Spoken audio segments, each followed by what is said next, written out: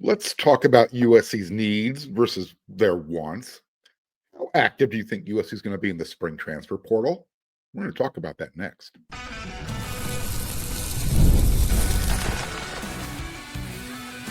You are Locked On USC, your daily podcast on the USC Trojans, part of the Locked On Podcast Network, your team every day. Hey, fight on, everyone. I am your host, Mark Holkin, and thank you for making Locked On USC part of the Locked On Network, your first listen every day. Whether you're watching the show on YouTube, you already know it. Pick your platform, download the podcast. It's always free. I always appreciate your support. I always want to make sure you know that too. Are there still needs on offense for USC? We know that everybody has a want. You do understand the difference between a need and a want. You need something because it helps you get better. You want something because it's extra.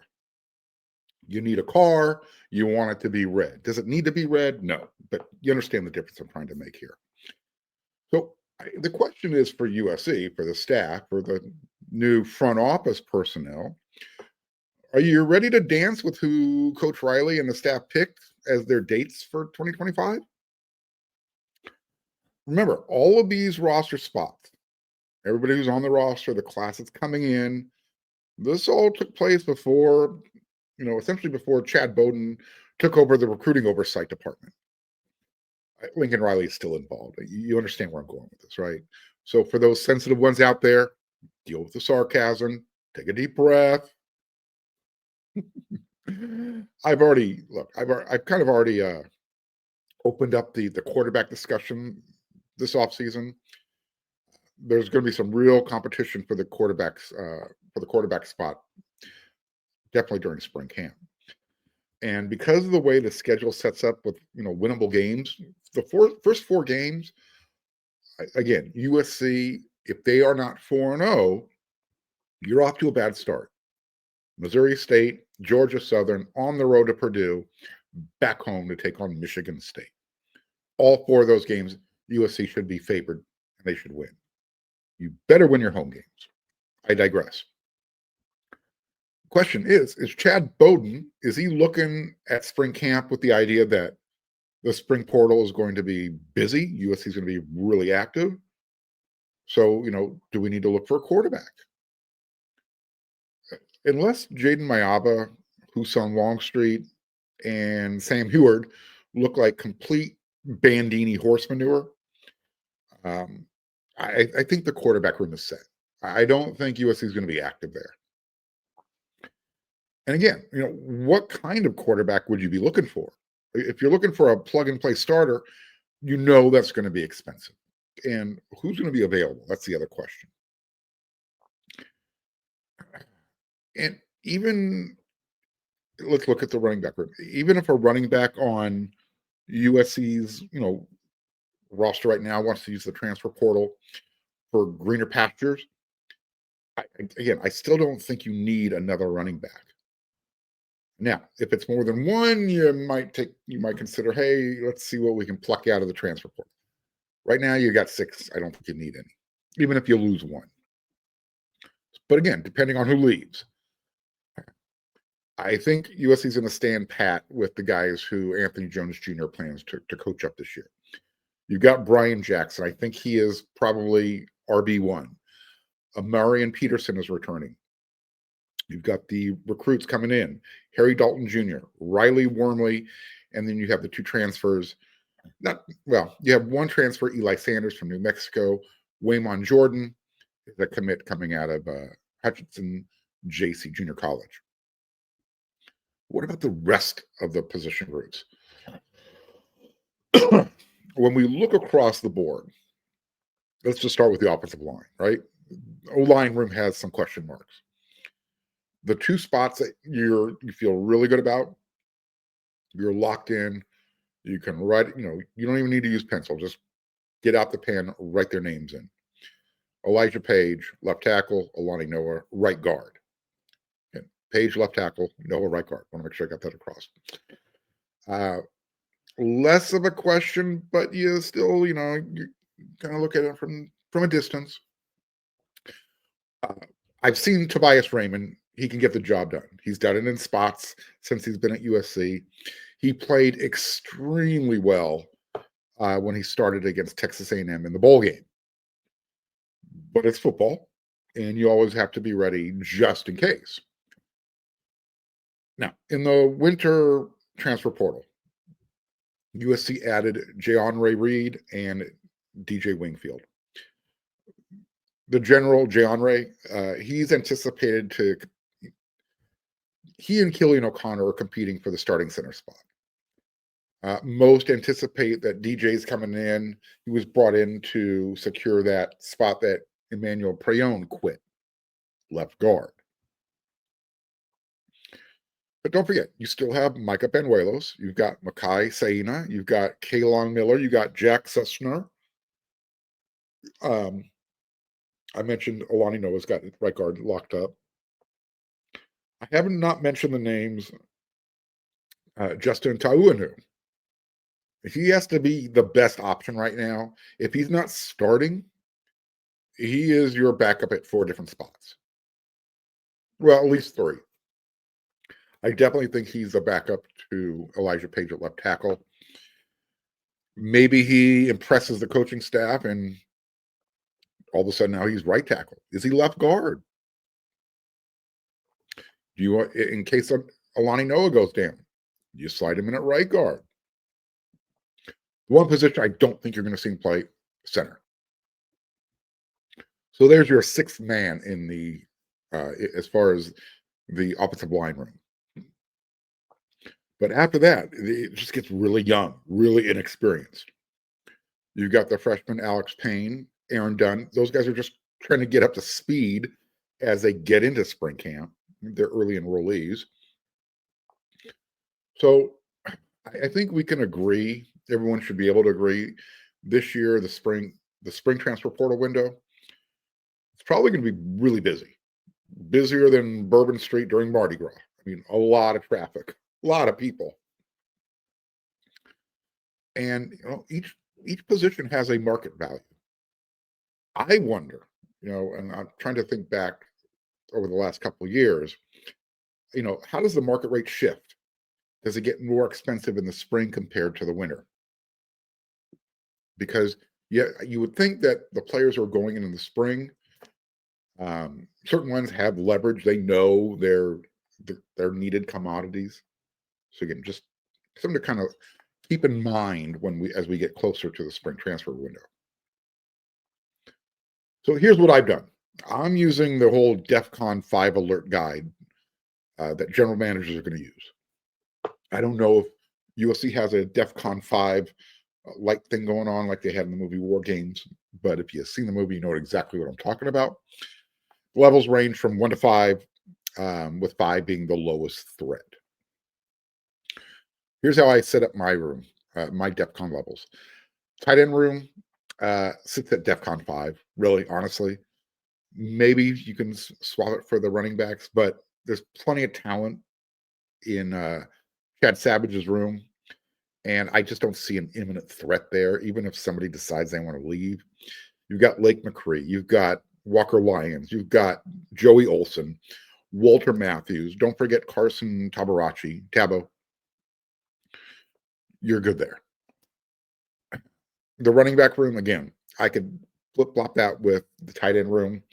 I have it at DEFCON 4 only because I have a feeling USC is going to lose at least one running back once spring camp is over. Maybe 2 guys. I don't know. The wide receiver room, I've got those guys listed at DEFCON 3. We know Makai Lemon and Jacoby Lane are going to be the dudes. They have to be the guys, right? You chose them over Zachariah Branch and Deuce Robinson. This is a business. Financial considerations were taken in. Production, all that. Those are the 2 guys. But USC needs Jay Fair this year to be the number 3 guy. Or your veteran, the guy who transferred into USC last year, he's going to get passed over by Xavier, DJ Jordan, Josiah Zamora. And then you have they brought in the winter transfer window, Prince Strong. After that, you've got 3 rookies, Tanuk Hines, Romero Eisen, and Corey Sims. So the reason I have it at DEFCON 3 is there's some questions once you get past Makai Lemon and Jacoby Lane. Question is, who's stepping up? Who's going to be the dude? You know, Lincoln Riley's offense, they like to run 3-4 wide receiver sets. Somebody among that group, 2-3 of those guys among that group have to step up. If I can see if a veteran becomes available in the transfer window, USC going after it, especially if they don't feel comfortable coming out of camp. But here's the question: at what price? How much are they willing to pay? DEFCON 2, the quarterback room, right? Jaden Mayaba is QB1 going into spring, and I really anticipate he's going to be QB1 coming out of spring camp. This is what the question is: how confident is Coach Riley and Chad Bowden with the room considering this season? I think Coach Riley needs to put up more than 7 or 8 wins because if that happens for the 3rd year in a row, yeah. I know a lot of you don't like me questioning the head coach and his tenure and all that, but again, are you willing to go 3 years in a row with 8 wins or less? I don't think anybody's going to say, yeah, I'll deal with it. I know the majority of Trojan fans are saying no. And then DEFCON 1, yeah, fingers on the button. It's the offensive line room. It has to secure itself this spring, or else that checkbook has to come out. You're going to have to pay, and you're going to have to hope that there's people in that transfer portal that can come in, you can plug in right away. So do you agree? Do you disagree? What needs have to be addressed, if any, this spring? Obviously, the health of certain players at certain positions, that's going to play a role as well. That, falls into that just in case category. So status quo, what are USC's biggest needs versus their wants out of the transfer portal? Will they use it? If they want something and they've got the extra NIL money laying around, they can go get it. And that would be less expensive than paying for something that they need. Again, players, their agents, their representatives, they have the leverage. They know what a team needs versus what a team wants. And I think it's important for the fans to identify the difference in that too. All right, next segment, we're going to talk offensive line recruiting.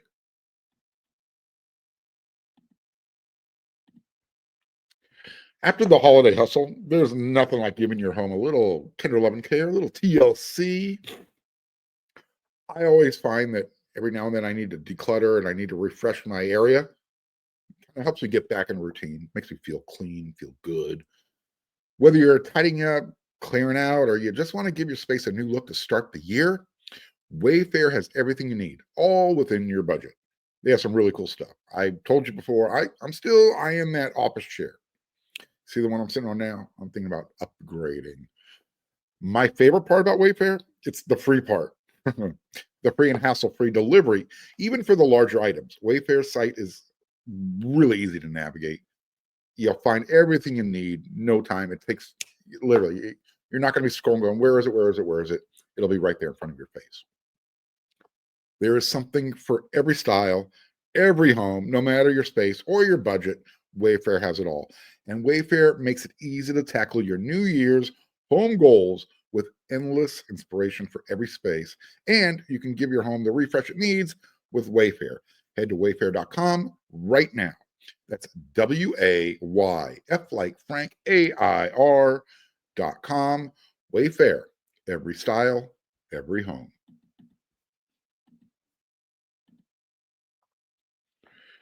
USC's offensive line coach, Zach Hanson, is developing relationships right now with guys that you'd like to see commit to USC's 2026 class. A couple of weeks ago, he made an offer to recruit. He recently decommitted from the Washington Huskies a couple of weeks ago, actually. His name is Eason Tafa. He's an interior offensive lineman from the state of Utah. Draper, Utah, Corner Canyon High School, home of Jackson Dart, former Trojan. He's considered a 4-star interior offensive lineman. I mentioned he was committed to Washington. He did that back on November of 2024. 2 weeks ago, I believe, under 2 weeks ago, he decided to decommit when one of the coaches on the Husky staff elected to take a job elsewhere. Easton is 6'5", 290 pounds. When he made that commitment, he chose Washington over Oregon, Utah. But USC really didn't get into the mix until after Zach Hanson was promoted to offensive line coach, when Josh Hanson went to Purdue to be their offensive coordinator. So WeAreSC.com hit up Tafa this past weekend, and they asked him a question. Do you plan to visit USC at any point? This is what he said. I'll be up for a visit during the spring ball, and then again for an official visit. Looking forward to it. Thanks for reaching out. Again, you got Oregon, you got Michigan, Michigan State, Utah, BYU. Those guys are going to be in the mix.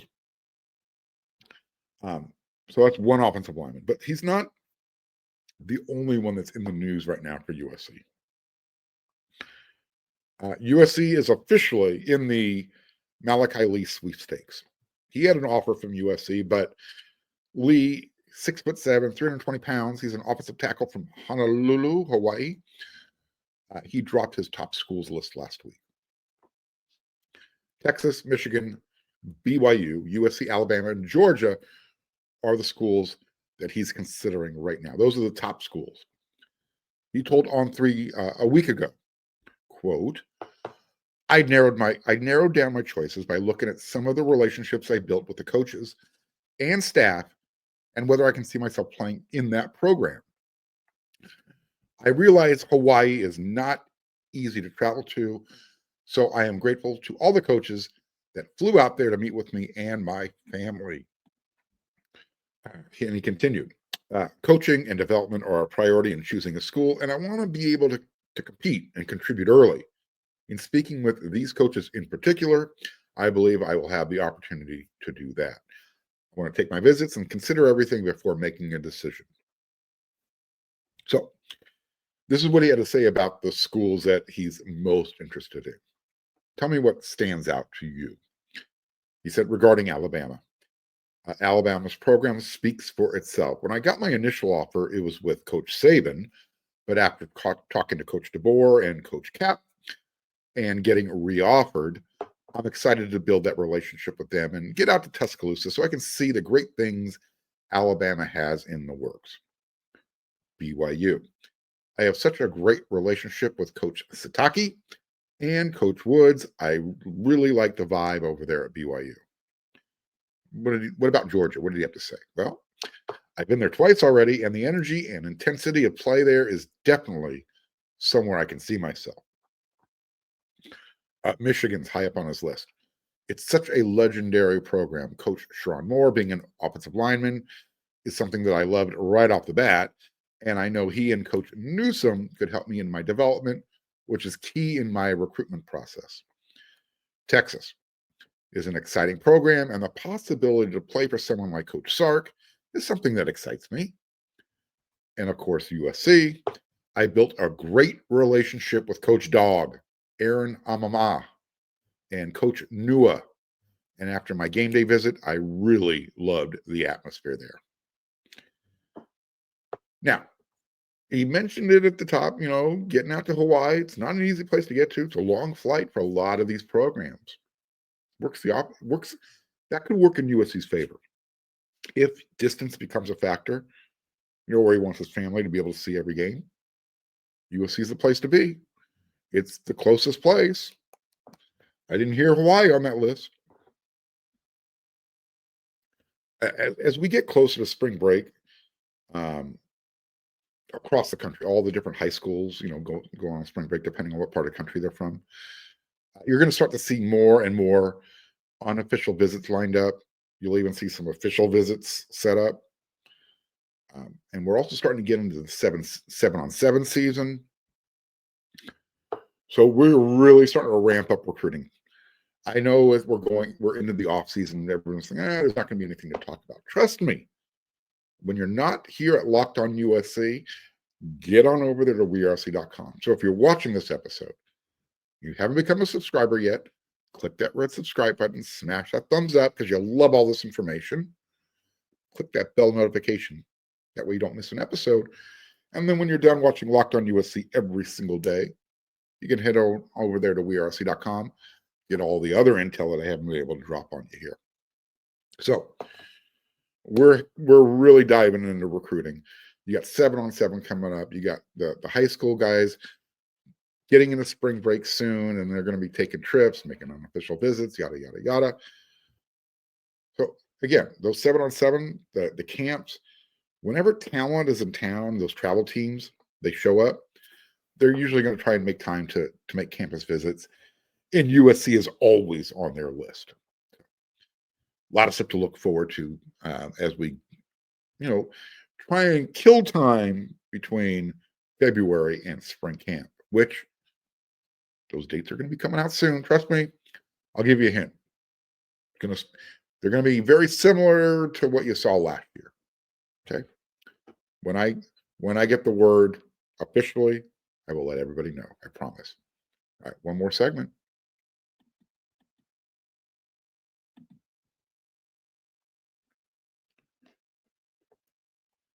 One of my everydayers who watches the show every single day, his name is Brett. Last name starts with a C. I'm not going to give you his full last name.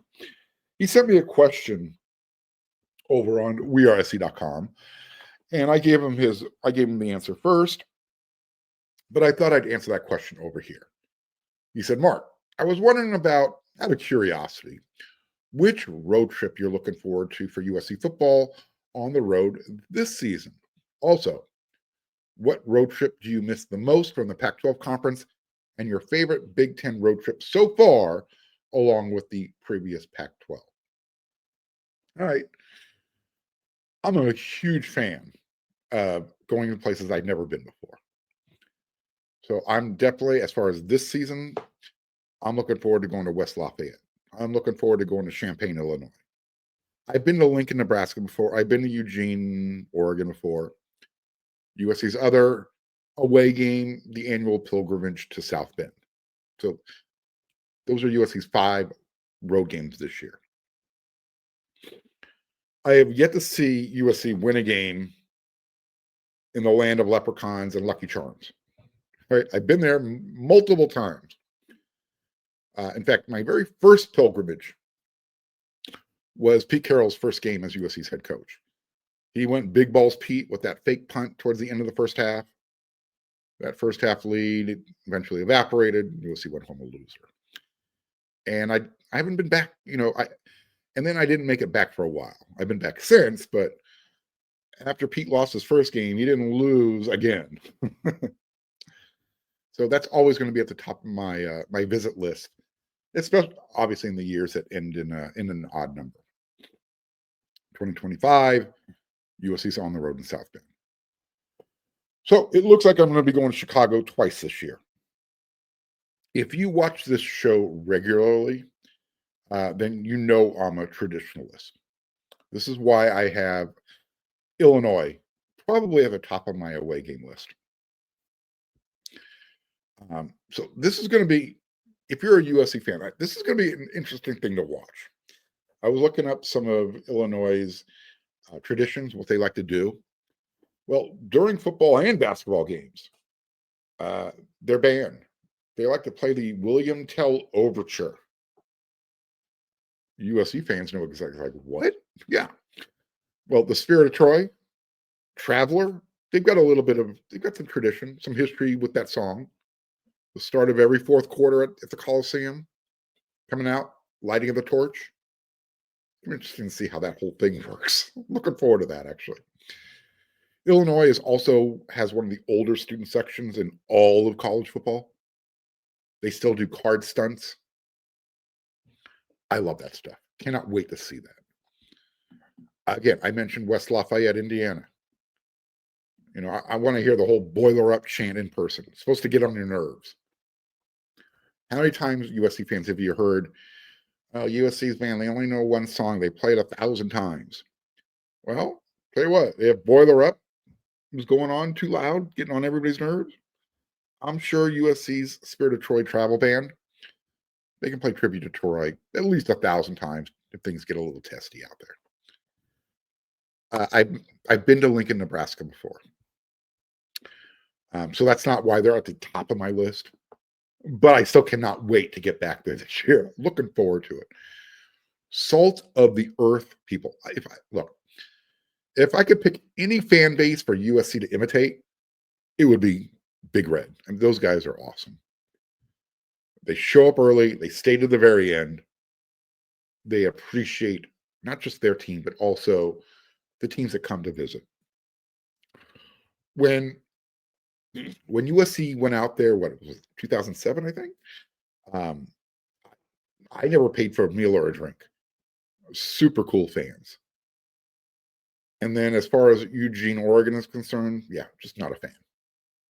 It's a quaint little hippie college town. It has some charm.